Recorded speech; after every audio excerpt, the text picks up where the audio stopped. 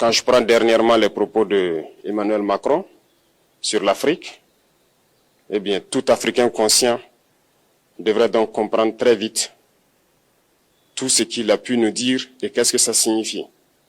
Le général Tiani a dit il n'y a pas longtemps du changement donc de tactique ou de stratégie des forces françaises en Afrique, et je pense qu'il est venu le confirmer. Il s'agit de dissoudre et de garder un dispositif socle. Et Emmanuel Macron l'a si bien dit qu'on ne peut que le remercier pour cette sincérité, même si certains ont voulu mettre la poudre aux yeux de leur population, mais la réalité finit par rattraper aussi. Ils ne partiront pas de certains pays, ils ont juste dissous le dispositif. Vous ne les verrez plus dans des bases, mais dans les ambassades, ils seront là. Ils vont constituer des sociétés de sécurité pour sécuriser leurs sociétés qui existent dans ces pays-là. Mais les soldats seront là. Mais vous ne les verrez plus en tenue ou rassemblés dans des bases. C'est tout ce que ça veut dire. Ils vont se réorganiser, mais seront là. Il a parlé de politesse vis-à-vis de certains chefs d'État en leur donnant la primauté d'annoncer donc la rupture ou le départ des forces françaises. Ça nous importe peu, on peut dire. Mais tout ce que nous savons, c'est que si vous voulez une rupture avec ces forces impérialistes, c'est simple, on dénonce les accords. Tout commence par là-bas. Et je pense que l'exemple du Tchad, en tout cas, est palpable. Ils ont commencé par dénoncer les accords. Sinon, si on ne dénonce pas les accords, juste dire que les bases quittent, on n'a rien fait. Parce que le problème se trouve dans les accords coloniaux de défense qui ont été signés depuis l'indépendance. Le plus dangereux n'est pas ceux-là que vous voyez dans les bases. Le plus dangereux, ce sont les conseillers militaires. Les conseillers militaires existent dans tous ces pays. Ils ont existé au Burkina aussi jusqu'en fin 2022, jusqu'à ce que nous prenions nos responsabilités. Et qui sont ces conseillers militaires? C'est ceux-là qui sont censés mettre en pratique la politique de la France ici. Ils doivent travailler à rendre nos armées très faibles pour que la France puisse toujours avoir l'argument d'exister ici. Sous Blaise Compaoré, ils avaient réussi. Nos sentinelles prenaient donc la garde avec des bâtons. C'est ça que la France veut de nos armées. Lorsque nous arrivons à cette étape, nous n'avons pas le choix que de vouloir qu'ils viennent s'installer. Mais l'armée burkinabé a réussi à un moment donné à se débarrasser des conseillers militaires. Malheureusement, je pense qu'en 2019, après l'opération Otapuano, où ces Français ont vu que l'armée burkinabé avait encore une capacité de réagir au terrorisme, ils ont appelé le chef d'état-major en France, ils l'ont instruit de reprendre les conseillers militaires dans toute la structure. Eh bien, il n'a pas accepté, mais au retour au pays, les politiques l'ont instruit d'accepter les conseillers militaires. Et c'est là que les conseillers militaires sont revenus dans l'armée burkinabé en 2019. Avec toutes les conséquences qu'on connaît, l'armée était en train de disparaître dans les années 2020-2021.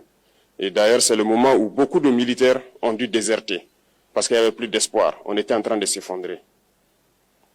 Voilà un peu comment ils travaillent. À l'état-major général des armées, dans tous les états-majors d'armée, dans les écoles, c'est eux qui sont censés dicter la politique de notre armée. C'est eux qui nous disent combien recruter, quand recruter et qu'est-ce qu'il faut en faire. Ils sont dans les écoles pour nous dire comment il faut les former et ainsi de suite. Tant que ces conseillers militaires sont là, vous n'êtes pas indépendant. Votre armée aura juste l'apparence d'une armée qui sera là en train de faire des parades, du cirque. Mais lorsque viendra la guerre, vous vous rendrez compte que la parade, c'est une chose, mais la guerre, c'est une autre chose. Il faut rompre les accords. C'est la seule façon d'avoir une armée indépendante et se construire, être fort. Mais beaucoup de gens ne le comprennent pas peut-être. Et même avec ces accords, la France choisit dans nos États des élèves officiers pour aller les former. C'est à travers ces mêmes accords. Mais en réalité, ces officiers qui partent se former pour la plupart, pour la France, ils viennent pour servir l'État français dans leur pays. Ils ne viennent pas pour servir nos pays. Ils les forment pour qu'ils viennent servir les intérêts de l'État français. J'en veux pour preuve. Lorsque nous nous sommes révoltés, beaucoup d'officiers au Burkina qui ont été formés en France ont été immédiatement contactés pour leur dire que c'est le moment de se mettre en action parce que vous avez été formés pour ça, pour servir les intérêts de la France. La plupart de ces officiers nous ont rendu compte. Nous avons pris acte et nous continuons de suivre. Lorsque un officier formé en France arrive dans son pays et par malheur meurt soit par accident ou bien sur le champ de bataille, en France, il y a une nuit d'hommage aux morts dans l'armée, comme partout ailleurs. À la nuit d'hommage aux morts, on cite le nom de l'officier en question et on dit « mort pour la France ». Il ne le forme pas pour servir son pays, il le forme pour servir leur État. Et dans beaucoup d'États africains, il y en a plein de ces officiers. Combien sont patriotes, Dieu le sait. C'est une leçon que Emmanuel Macron a donnée encore aux chefs d'État africains, de se rattraper et de pouvoir vraiment mener cette lutte contre l'impérialisme. Mais en plus de ça, il a aussi insulté tous les Africains dans ses propos. Il y a une partie qui a retenu mon attention, là où il parlait d'ingratitude. Et que l'ingratitude est une maladie non transmissible aux humains. Lui, il est humain, notre ingratitude n'est pas transmissible à lui. Voilà comment ce monsieur voit l'Afrique, voit les Africains. Nous ne sommes pas des humains à ses yeux. Peut-être que c'est lui qui n'est pas humain, il ne se met pas dans la classe des humains. Mais s'il y a bien un ingrat, c'est bien lui. Je pense que s'il n'est pas athée, et qu'il prie, à chaque matin qu'il se réveille et qu'il prie, il devrait aussi prier les Africains. Parce que c'est grâce à nos ancêtres qu'il existe aujourd'hui une France. Il devra nous prier. À ses yeux, nous ne devons pas être des humains, nous sommes plus que des humains. Ce sont des messages très forts qu'il passe. Moi, je pleure le peuple français. Mais quand même, il est bien pour l'Afrique. Il est un mal nécessaire pour nous. Ceux qui veulent se réveiller, se réveillent. Ceux qui ne veulent pas se réveiller, comme on le dit, on ne peut pas réveiller quelqu'un qui ne dort pas. Les Africains doivent se réveiller. Nous devons travailler à être indépendants, à faire au moins que nos peuples connaissent le bonheur. Et la lutte contre l'impérialisme, c'est ça. Il faut décoloniser les mentalités, prendre en compte toutes ces données-là, parce que le monde nous donne tellement d'exemples à voir. Pour eux, il n'y a pas de morale.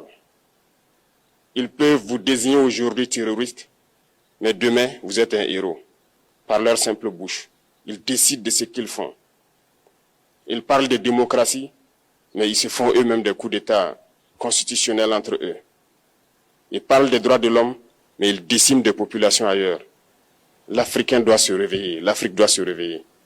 Et le combat contre l'impérialisme est permanent. Et je vous invite à incorporer ce combat, à travailler en sorte que nous soyons réellement indépendants, que nous soyons autosuffisants et que nous puissions nous développer, connaître le bonheur, ce à quoi notre peuple aspire.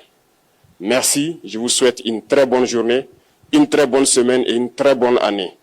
Et que, à la fin de cette année 2025, en faisant la rétrospective, nous devrons nous dire que nous avons apporté un grand plus à notre nation. Merci beaucoup à tous. Que Dieu vous bénisse et que Dieu protège notre chère patrie. La patrie ou la mort, nous vaincrons.